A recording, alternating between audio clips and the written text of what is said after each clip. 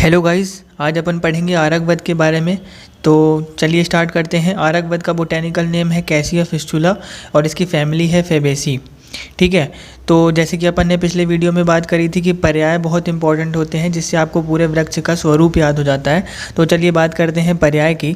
तो पर्याय में पहला है आरक वध। रोगों को नष्ट करने के कारण इसको आरक वध कहते हैं। व्याधिघात, रोगों को दूर करने के कारण इसको व्याधिघात कहते हैं।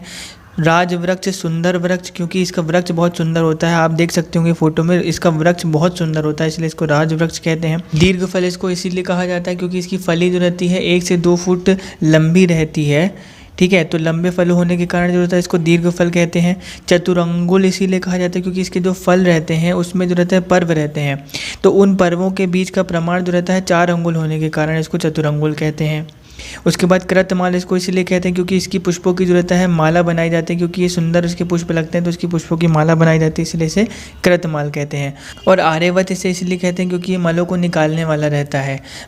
तो चलिए बात करते हैं अब सबसे इम्पॉर्टेंट पॉइंट की, जो मैं आपको बताना चाहता हूँ कि अगर आप कोई भी ड्रग्स जब एग्ज़ाम में लिखते हैं तो अगर आपने सबसे पहले एक स्मॉल कोटेशन लिख दिया उस ड्रग्स के बारे में तो एग्जामिनर के ऊपर आपका बहुत अच्छा इंप्रेशन पड़ेगा। जैसे अपन ने अपामार्ग पिछले वीडियो में पढ़ा था, तो अपामार्ग का स्मॉल कोटेशन आया था कि प्रत्येक पुष्पा शिरोविरेचना नाम, मतलब शिरोविरेचन द्रव्यों में प्रत्येक पुष्पा यानी कि अपामार्ग सबसे श्रेष्ठ माना गया है। उसी प्रकार आरक वध में कहा गया है चतुरंगुलो मृदु विरेचना नाम, तो मतलब चतुरंगुल मतलब आरक वध को मृदु विरेचन द्रव्यों में श्रेष्ठ माना गया है। फिर बात करते हैं अपन इसके रस पंचक की, तो इसका रस पंचक है GSN 111, मतलब मधुर विपाक है, शीत वीर्य है और मधुर इसका प्रधान रस है और गुरु और स्निग्ध जो रहते हैं इसके गुण हैं। फिर देखते हैं इसका प्रयोज्यांग, तो इसका प्रयोज्यांग है फल, मज्जा, पत्र और मूल त्वक। इसकी मात्रा रहती है क्वाथ अपन 50 से 100 ml लेते हैं। चूर्ण जो रहते हैं 4 से 6 ग्राम लेते हैं।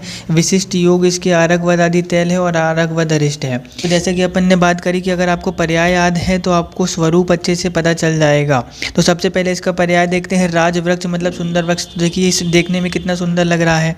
बात करते हैं इसकी त्वक की, तो इसकी कांड त्वक जो रहती है धूसर वर्ण की रहती है और किंचित रक्ताभ वर्ण की रहती है, जैसा कि आपको इमेज में दिख रहा होगा।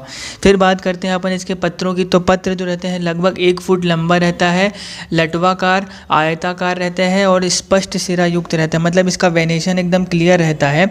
अगर आप चाहें तो अगली फोटो में देखिए, जैसे कि इस फोटो में दिख रहा है, हमने इस पत्ते को 3-4 दिन पानी में रखा था और उसके बाद इसकी क्लियर वेनेशन से एकदम दिख रही है। तो अगर आप चाहें तो आप भी इसे ट्राई कर सकते हैं। फिर बात करते हैं इसकी फली की, तो इसकी फली जो रहती है 1 से 2 फुट लंबी रहती है।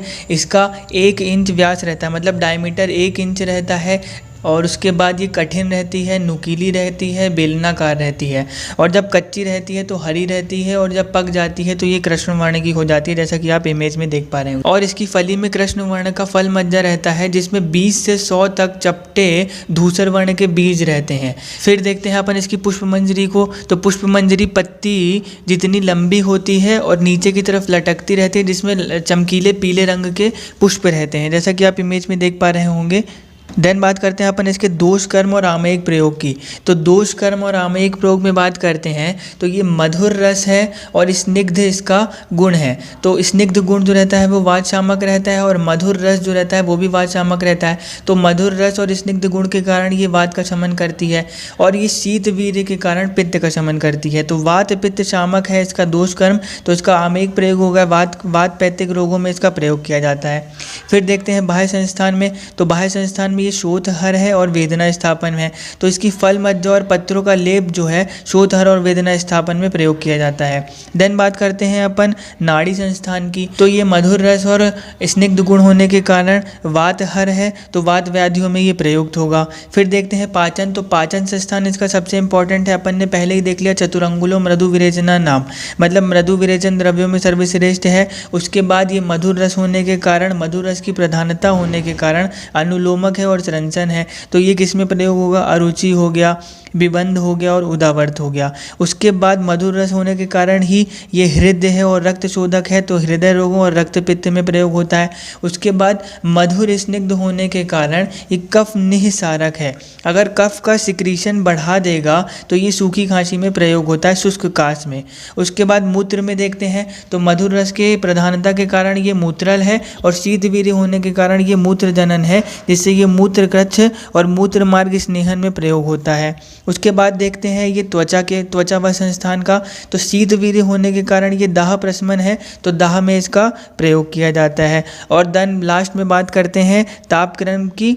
तो ये वात पित्त शामक था, तो पित्त शामक है, तो ज्वर में इसका प्रयोग किया जाता है। फिर बात करते हैं हम कुछ इंपॉर्टेंट पॉइंट्स की। आरगवद ब्लैक वाटर फीवर में ड्रग ऑफ चॉइस माना जाता है। अब क्या होता है ब्लैक वाटर फीवर? तो black water fever is a complication of malaria. Malaria का एक कॉम्प्लिकेशन है जिसमें हीमोलाइसिस हो जाती है, मतलब आरबीसी जो रहती हैं वो बस्ट होकर के ब्लड स्ट्रीम में आ जाती हैं, जिससे क्या होता है हीमोग्लोबिन डायरेक्टली ब्लड वेसल्स में जाने लगता है और यूरिन में जाने लगता है, जिससे किडनी फेलियर हो जाता है। तो हमने देखा कि पहला पॉइंट ये है कि ब्लैक वाटर फीवर में ड्रग ऑफ चॉइस आरगवद है। उसके बाद बात करते हैं बिच्छू के विष में। तो आरगवद के बीजों को पानी में घिस लें और उसके बाद बिच्छू के दंश वाली जगह पर लगाने में कष्ट दूर हो जाता है। देन बात करते हैं उदरशूल में। तो इन्हीं आरगवद के बीजों को पानी में घिस लें, उसके बाद नाभि के आसपास लेप लगाने पर उदरशूल और गैस से आराम मिलता है। देन है त्वचागत रोगों में। तो इसके पत्तों को आप पीस लें और उसका लेप बना लें और उस लेप को चर्म रोग, दाद, खुजली, फोड़े, फुंसी आदि रोगों में लगाएं और इसका प्रयोग कम से कम 3 हफ्ते तक करें, जिससे कि पेशेंट को आराम मिलेगा। Thank you for listening.